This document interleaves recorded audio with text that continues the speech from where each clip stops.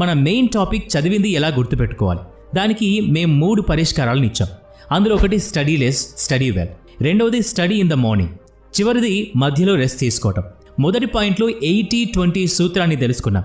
అదేంటంటే మీకు 80% రిజల్ట్ మీ 20% పని వల్లే వస్తుంది. అలాగే మీరు 20% మీదే ఫోకస్ చేయాలి. అది కూడా మీకు 80% రిజల్ట్ ఇచ్చే దాని మీదే.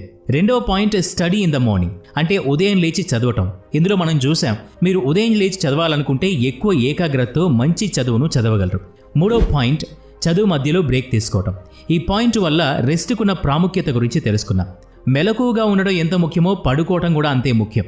అలాగే పని చేయటం ఎంత ముఖ్యమో రెస్ట్ తీసుకోవటం కూడా అంతే ముఖ్యం. మూడో పాయింట్లోనే మనకి ప్రోమోడోరో టెక్నిక్ గురించి తెలుసుకున్నాం. మనం ఏ పని చేయాలనుకుంటున్నామో ఆ పనిని 25 నిమిషాలతో 4 భాగాలుగా విభజించుకోవాలి. 25 నిమిషాల తర్వాత 5 నిమిషాల బ్రేక్ తీసుకొని 1 గంట పూర్తయ్యాక 15 నిమిషాల బ్రేక్